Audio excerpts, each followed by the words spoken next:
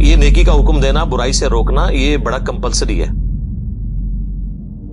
بخاری اور مسلم میں ایک اور حدیث ہے، نبی علیہ السلام فرمایا کہ نیکی کا حکم دینے والے اور برائی سے روکنے والوں کی مثال اس کشتی کی مانند ہے۔ اب دیکھیں کیسی حضور نے مثال بیان کی، جس کی 2 منزلیں ہوں۔ پرانے زمانوں میں بحری جہاز چلا کرتے تھے، اس کشتی کی 2 منزلیں ہوں، اوپر والی منزل کے لوگ جو ہیں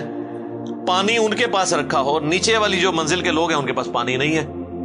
تو ان کو بار بار سیڑھیاں چڑھ کے اوپر پانی کے لیے جانا پڑتا ہے۔ کچھ دنوں کے بعد انہوں نے یہ مشورہ کیا کہ یار یہ بار بار جو ہم اوپر جو جاتے ہیں اپنی کشتی میں سوراخ کیوں نہ کر لیں، نیچے سے پانی نکال لیں دریا کا، تو انہیں پتہ ہے جو کرے گا تو پھر ہوئے گا کہ۔ حضور علیہ السلام نے فرمایا اب جو اوپر والی منزل کے لوگ ہیں جب ان کو یہ بات پتہ چلے اور وہ یہ کہنا شروع کر دیں وہ تو خیر ہے اپنے حصے کی منزل میں سوراخ کر رہے ہیں، ہمارا کیا لے رہے ہیں، تو وہ بھی ڈوبیں گے اور نچلے بھی ڈوبیں گے، اور اگر وہ ان کو روک لیتے ہیں تو خود بھی بچ جائیں گے، ان کو بھی بچا لیں گے۔ حضور نے فرمایا یہ مثال ہے نیکی کا حکم دینے اور برائی سے روکنے کی، کہ جو لوگ نیک وہاں پہ موجود ہیں اگر وہ برائی سے باقی لوگوں کو نہیں نہ روکتے تو ہم تو ڈوبے ہیں صنم، تمہیں بھی لے ڈوبیں گے، تمہیں اس لیے لے ڈوبیں گے کہ تمہیں اللہ پوچھے گا بھئی تجھے اپنے دنیا کے نقصان پہ تو غصہ اور غم ہوتا تھا، جب میرے دین کا جنازہ نکل رہا تھا تو چپ کر کے بیٹھ کے اسی والے کمروں میں سبحان اللہ روزانہ 100 دفعہ الحمدللہ اللہ اکبر، یہ تو بڑا آسان ہے نا، سبحان اللہ و بحمدی 100 دفعہ صبح 100 دفعہ شام نو، یہ تو کام پا کے رکھے، اصل جڑا کام کرنے تو کیتا ہی کوئی نہیں۔ Point to be noted. ایک اور حدیث ہے بخاری مسلم میں، نبی علیہ السلام فرمایا میں نے جہنم میں اپنے امتیوں میں سے بعض واعظین کو، واعظین یعنی علماء اکرام کی اتنی عزت ہے، ان کو دیکھا کہ وہ اپنے پیٹ کی انتڑیوں کے گرد جہنم میں چکر کاٹ رہے ہیں جس طرح کہ کولو کا گدھا۔ عرب میں نا وہ آج بھی ہمارے انٹیریئر پنجاب کے اندر اب تو بہت کم ہو گیا یہ چیز، بہت بیکورڈ ایریا میں ہوتا ہے کہ وہ بیل کو چلا کے نا تو گندم کے سٹے رکھ دیتے ہیں، وہ ان کے اوپر جب وہ پڑتا ہے ان کا پاؤں تو وہ ان کے دانے لادا ہوتے ہیں، تو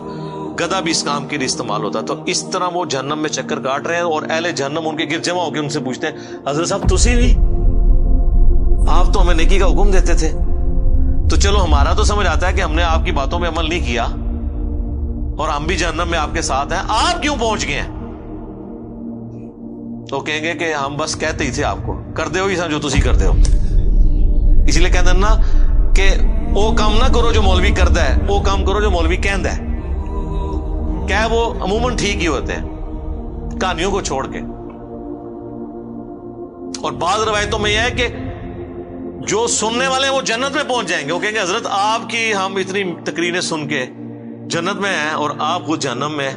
وہ کہیں گے وہ آپ نے تو عمل کر لیا، ہم نے عمل نہیں کیا۔ ٹھیک ہے، تو یہ اسلام جوڑوں کی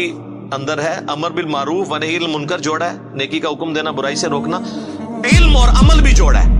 خالی علم نو چٹنا ہے اگر عمل نہیں کیا، اور خالی عمل کا کیا کرنا ہے اگر وہ علم کی بنیاد پہ نہیں ہے کہ جو طریقہ نبی علیہ السلام نے بتایا تھا اس کے بغیر آپ عمل کرتے رہے تو وہ عاملۃ ناصبہ، عمل کر کر کے تھک جائیں، جتنا مرضی ٹکرے مارتے رہے،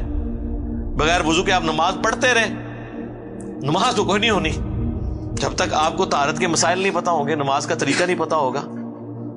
تو یہ پیرلل میں دونوں چیزیں کمپلسری کمپلیمنٹری جڑی ہوئی ہیں۔ تو امر بالمعروف و نہی عن المنکر اس اعتبار سے بہت ہی امپورٹنٹ ہے۔ اے ایمان والو تم اپنی جان کی فکر کرو، تمہیں کوئی نقصان نہیں پہنچا سکے گا جو خود گمراہی پر ہے، تم اپنا کام سیدھا رکھو۔ اور حضرت ابوبکر نے کہا کہ تم یہ آیت پڑھ کے یہ سمجھتے ہو کہ تم خود نیکی کا کام کرتے رہو، جو برائی کرتے ہیں ان کا وبال تم پہ نہیں پڑے گا، تو یہ مطلب نہ لینا ہے اس آیت کا، کیونکہ میں نے خود رسول اللہ سے سنا تھا کہ اگر کہیں پہ لوگ موجود ہوں اور وہ برائی کو دیکھتے ہوں اور برائی کو روکنے کی کوشش نہ کریں تو عنقریب اللہ ان سب پہ عذاب بھیج دے گا، اور وہ دعا کریں گے ان کی دعائیں بھی قبول نہیں ہوگی، یعنی نیکوں کو بھی رگڑا لگ جائے گا۔ پھر اس آیت کا کیا مطلب ہے؟ کیا ایمان والو تمہیں گمراہ کی گمراہی نقصان نہیں پہنچائے گی اگر تم ہدایت پہ ہو؟ مراد یہ ہے ہدایت پہ کون ہوگا؟ جو نبیوں کے طریقے پہ ہوگا۔ ہدایت پہ یہ ہے کہ آپ خود بھی سیدھے راستے پہ چل رہے ہیں اور لوگوں کو نیکی کا کہہ رہے ہیں، تو اب آپ ہیں ہدایت پہ۔ آپ کی دعوت کے باوجود کوئی برائی پہ چل رہا ہے نا، تو اب اس کا برائی پہ چلنا آپ کو نقصان نہیں پہنچائے گا۔ ہاں اگر آپ خود نیک عمل کر رہے ہیں، کسی کو روک نہیں رہے ہیں، تو اب اس کی برائی کا وبال بھی آپ پہ آ جائے گا۔ تو دیکھیں صحابہ کرام جو ہے نا وہ کس طرح حضرت ابوبکر نے خطبہ دے کے کہا کہ ایسا غلط مطلب نہیں جائے لے لینا کہ جی بس میں سیدھا بس ٹھیک ہے، باقی جان جدھر مرضی، میرا کہ لینا دینا۔ یہ اس صورت میں ہوگا جب آپ ان تک بھی بات پہنچا دیں اور پھر بھی وہ نہ مانے، پھر ٹھیک ہے، آپ کو کوئی نقصان نہیں ہوگا ان کی وجہ سے، ورنہ رگڑا لگ جائے گا۔ خیر اس کے اوپر میں کئی ایک احادیث بیان کر سکتا ہوں۔ To cut the story short, یہ کامیابی کے لیے امر بالمعروف و نہی عن المنکر بھی ضروری ہے، اور یہی وہ خوبی ہے جو ہمیں نبی علیہ السلام کی وجہ سے ملی، ختم نبوت کی وجہ سے، اور وہ اس لیے کہ پوری کائنات کے لیے آپ کو پیغمبر بنا کے بھیجا گیا۔